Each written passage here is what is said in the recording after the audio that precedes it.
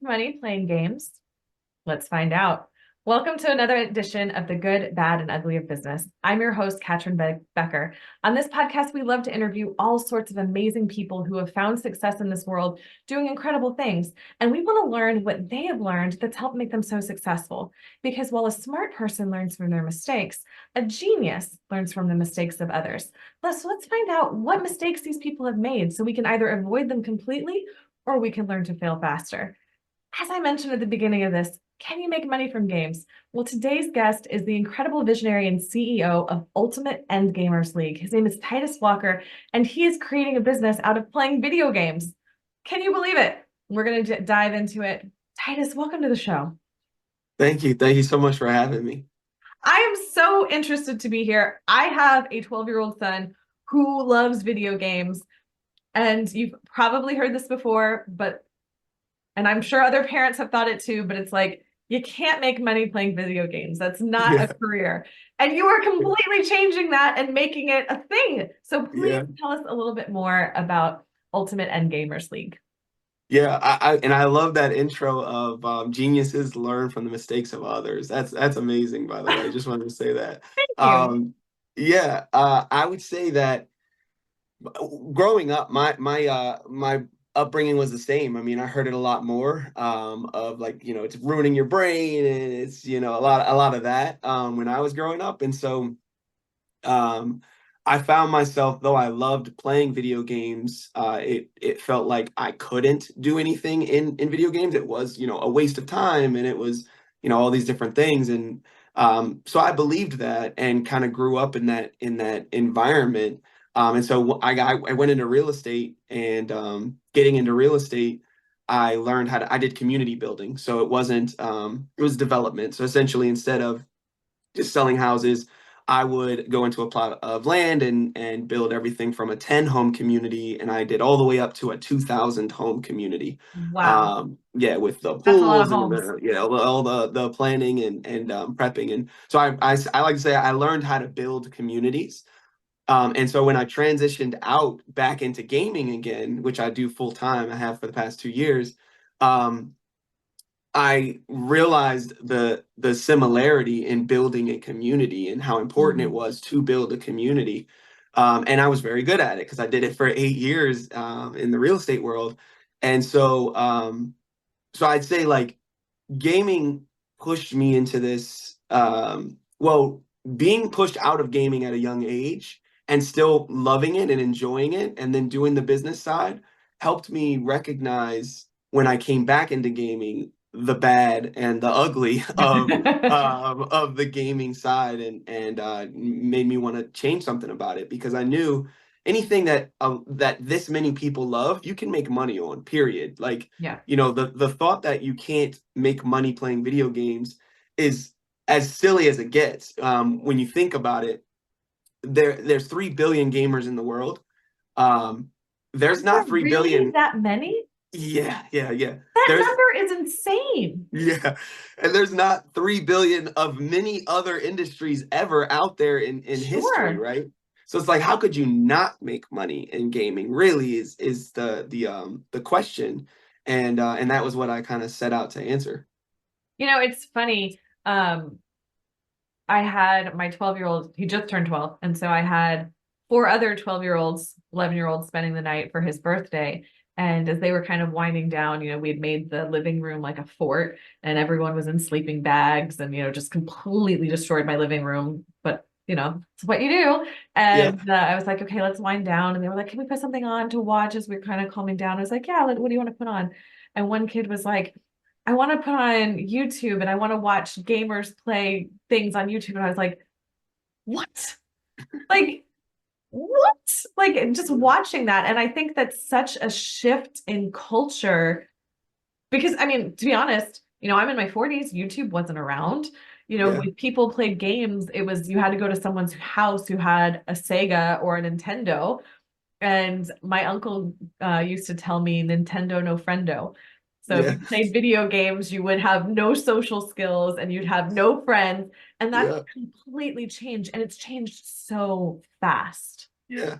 Yeah. I mean, even then though, you had game shows, and it was huge. I mean, that was the all the rage, watching people play a game, right? Like, Oh, or that's such a good sports. So, point. or like, it's always been a thing. It's just it evolves the same as everything else. It's just a game that you cared about that your kids definitely don't, right? Like, that's kind of how that works. Like, they're not going to sit and watch a game show, but they'll sit and watch somebody play a game. And it's the same thing. It's the same concept. There's rules, and there's regulations, and there's a winning, and there's a losing, and there's so it's My all the mind is same. completely blown. I've never made that correlation. Titus, thank you. That Yeah. changes everything. Perspective is everything.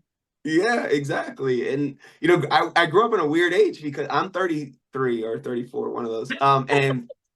And so I grew up where game shows were still a thing, but also games were becoming a thing. So I kind of got to watch both sides. And I've always likened it to like sports or game shows or whatever. Like, people will sit and watch whatever they enjoy or whatever their family enjoys, or it just depends on where you're coming from. And I would say that a majority of the population right now is coming from the gaming world. And so if there's any industry set to boom, it's the gaming entertainment side, or the gaming entertainment world. So And how does AI kind of play into this? I mean, I've heard of people talking about virtual realities, and I know there's games out there that are like that. I mean, is that part of this next generation of now we're going to be like immersed in these worlds watching people? Like it's almost could be like, a movie that you're part of. yeah. I think AI plays a part in a couple different ways. I mean, because like you said, you could make a game if they can find a way, and they're starting to try, but if they can find a way to animate the game and have the storyline play out based on what you say and what you do, and then the AI kind of generates. So you're like, you want this beginning and this ending, how you get there and all the things in between doesn't matter. So you can kind of say anything and do anything, and the AI would react to it. That'll be kind of a fun way, or a fun wave of games that comes out when that does start happening, which they're working on some engines for that now. Otherwise, I think AI is just going to help create games a little bit faster, which Mm. is a big part of where we've been able to succeed, because the creation of games that, at one point, when I was a kid, there was, 3 or 4 game developer companies in like the world, right? There was only about 4 people making games. And so I remember waiting months and months, if not years, for a new game to come out. And it's like, I have all the games that are out, I have them already. And now I'm just waiting on a new game. Um, Now there were 50,000 games. The estimates are 50,000 games developed last year. So in 2023, yeah, 50,000 games. That's a lot of games. So A lot. there's no longer that, like, the supply is high and the demand is high, but how you get that in between is the tough part. Like, how do games get in front of people? And so those fun and exciting and new games, I think, are going to be the wave for a while. The ones where you can really interact in this world. Well, and if I'm trying to break this down in terms of other entertainment things that we have, you're not creating the game. So you're not like the movie studio, Yep. right? You're not playing the games. So you're not, well, I mean, there's a piece of that, but you're kind of almost like the movie theater or like the sports arena where people come to gather. Yeah. Is Um, that does us, that work are as you an saying analogy? I'm are saying you you saying as UEL. UEL? Yeah. Okay.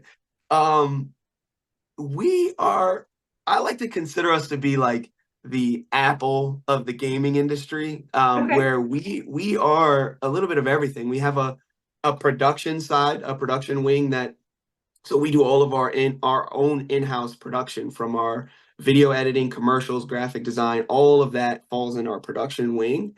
But then we also have a section that is more about education. So the academy and different collegiate, K through 12, all that stuff that we do there falls on the education side. And then we have our pro gamer side, which is more like the entertainment, high level gameplay, and competition. And then the major part of our business, along with the pro side is the marketing side. So we do like a little bit of everything. Oh, wow. How did you come to even do that out, especially out of coming out of real estate? Like I know you said Yeah. community builder, but like that's more than just building a community. Yeah. So I was given this vision in 2019, because I can't take credit for it because um there's no way I came up with all this. But essentially what I wanted to do back in 2019, I loved gaming and I wanted to help gamers be able to go pro and get them paid to play video games. That was my goal. Our motto is still the same as it always was. Ultimate End Gamers League is where gamers go pro. That's been the same since the beginning. Mm. And the goal was to create a professional setting for gamers. So when I got into the industry, I found that there wasn't a single community that kind of ran it all.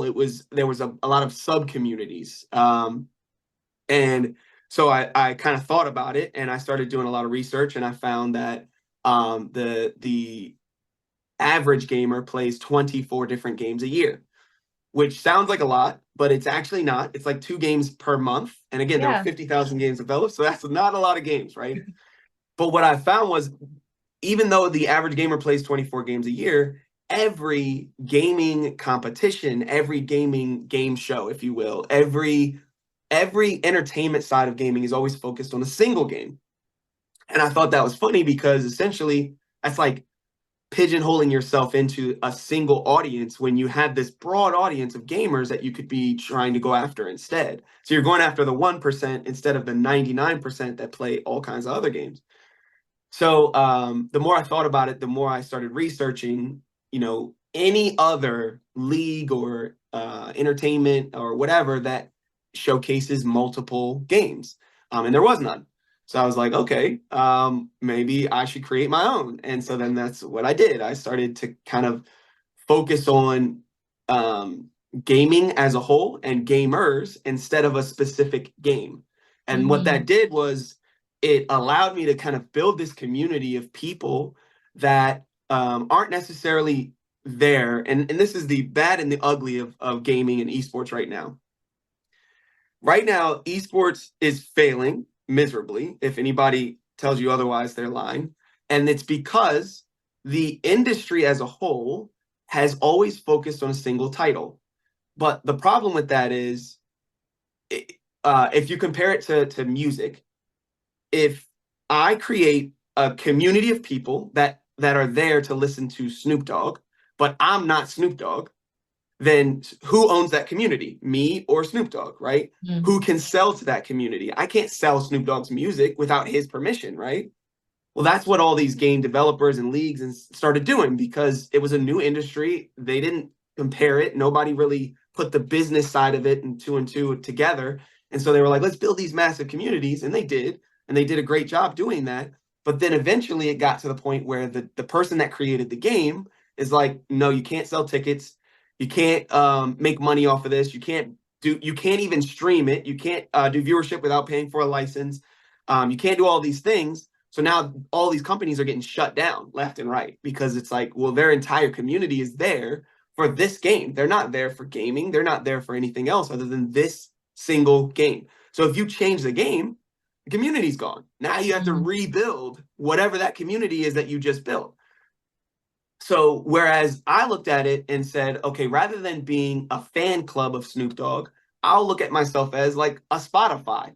Or rather than being a fan club of, you know, I don't know, the Avengers movie, I look at it I'm Netflix instead, right? I will be a place where people go to find the newest and coolest and best games out there. And I'll showcase them as on my in my league in a competitive format, which is then how this came about. Like it started as just building a community of people that loved gaming, and then as that grew, it turned into a little bit of kind of every part of the industry where all of those gaps exist in gaming and competitive esports. It's so interesting to think about, I don't know how long professional sports has been around. Yeah. Probably not more than 150 years. No, a little over 100. It's Yeah. 100 years, right? Yeah. To think about that you're at that point Mhm. that they were 100 years ago, where Yeah. it just was games we all played. We Yeah. would all Yeah. go play soccer or baseball and just for Yep. fun.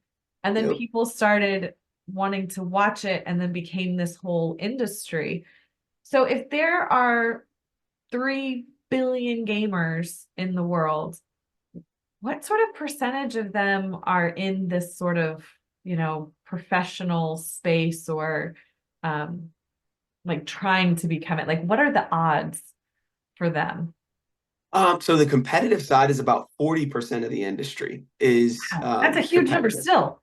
Yeah, yeah, 40%. 60% is casual, 40% competitive. But that doesn't really even tell you what the audience is, because what percentage of basketball players are trying to go pro that still watch basketball, right? Yeah. So that doesn't give you that. A lot of basketball players are casual, but they'll still watch the pros. And that kind of, there's much more gamers than there are basketball players in the world. And that's our biggest esports or gaming, its biggest downfall and its best attribute is that right now, when basketball started, nobody played basketball. Nobody. Like, Right. right? So the NBA came around when maybe thousands of people played, right? Or hundreds of thousands of people played. So you still had to convince people of the sport itself, or of the game itself, because it was just a game. That's it. Basketball was A just a game until it was single organized. game.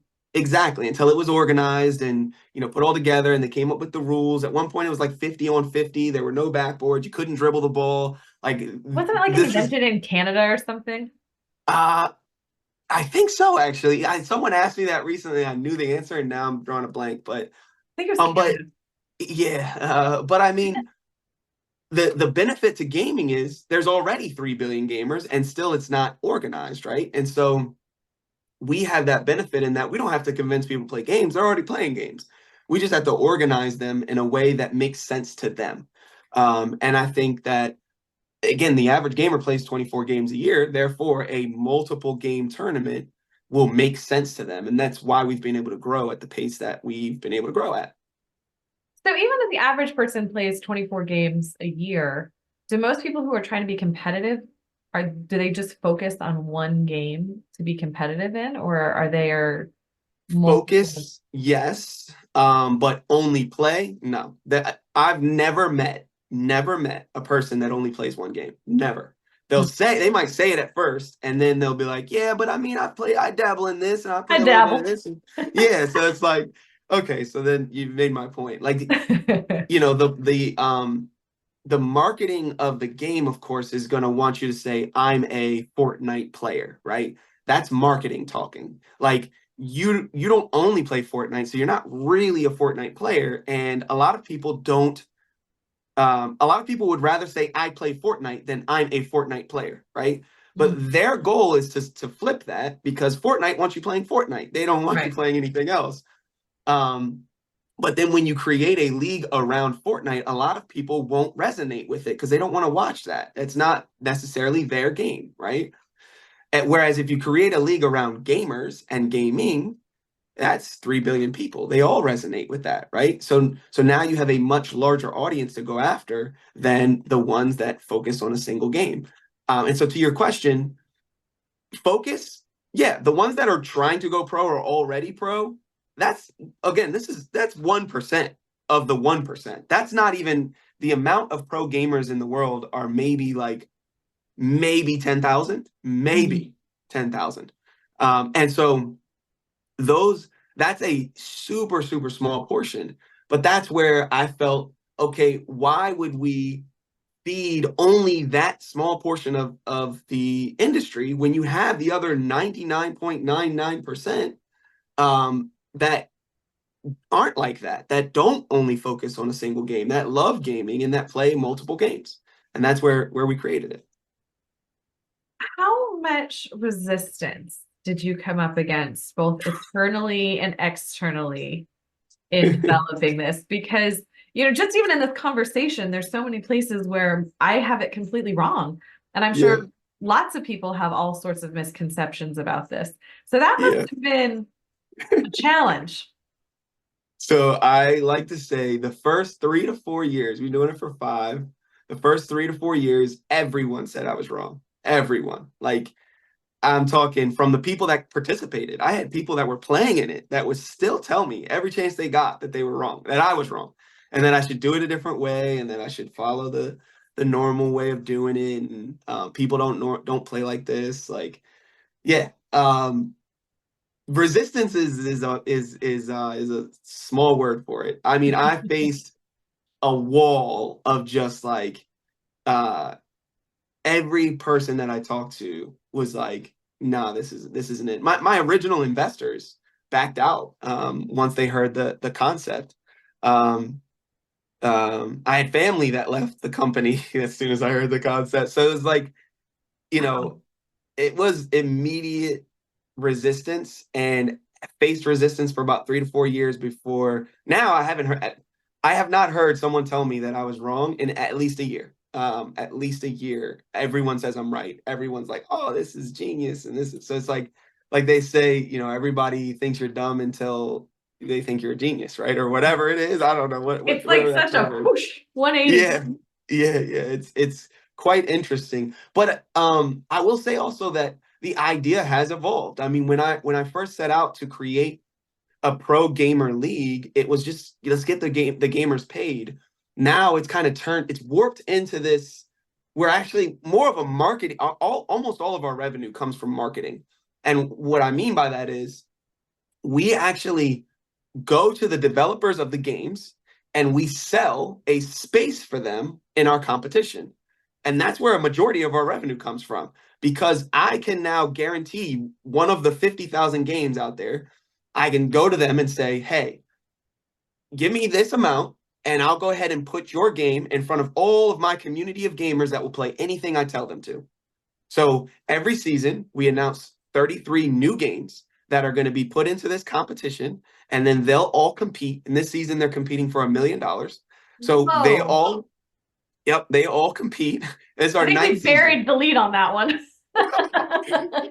So they're all going to compete, and we have there will be 12 gamers making $100,000 this season. So 12 gamers making 6 figures. There will be there's a total Amazing. of almost 100 gamers that are making at least like $20,000 a year to $100,000 a year.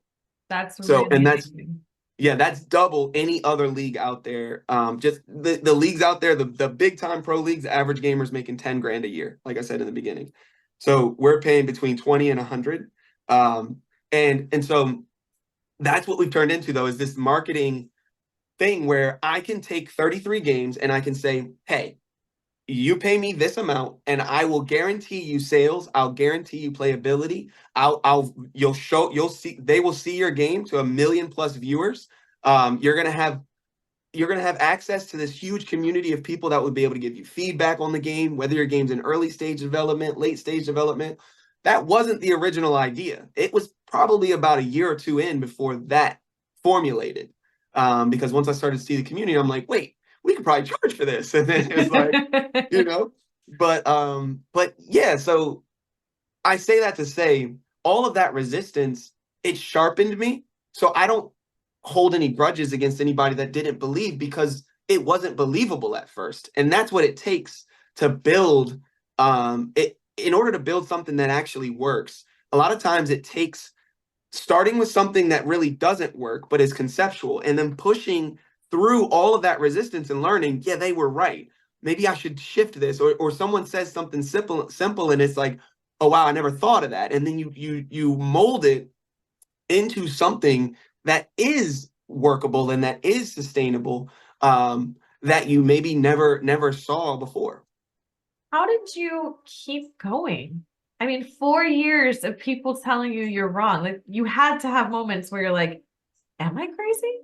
Oh Is my this a bad gosh. idea? Yeah, so many moments. It's sad to think about those moments, because man, if I would have given up the stuff that the this is what pushed me. I would always think about, if I'm right, how many millions of lives does the NBA and the NFL and the NHL and the MLB, how many millions of lives do they enhance? Do Mm, they improve? touch. How Yeah. many do they touch, right?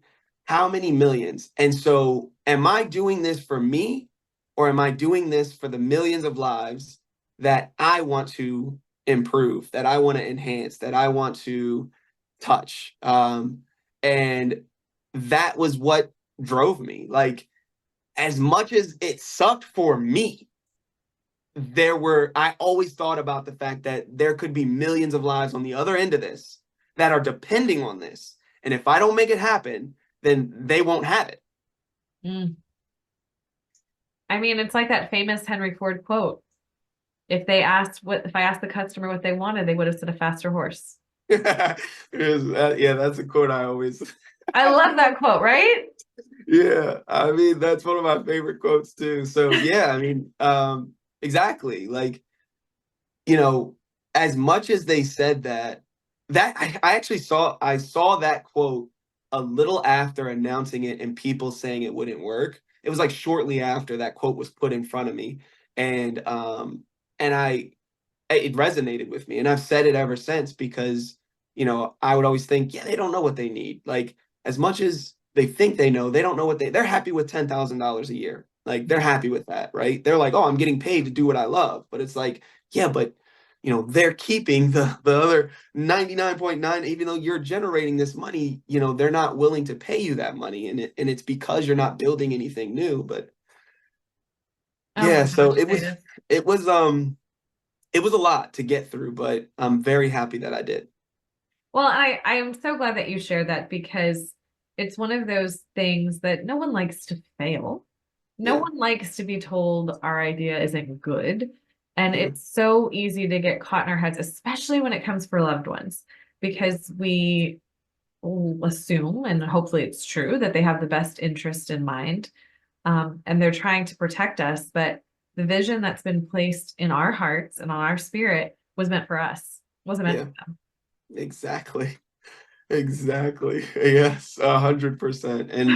And trying to force people to see your dream is never the right way to go. Like, they will see it when it's time to see it. Like, when it's their time to see it, they'll see it.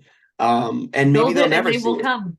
Yeah, yeah, exactly. And maybe they'll never see it, and that's okay. You have to be okay with that. Like, it's not for everybody. Like you said, it was meant for you.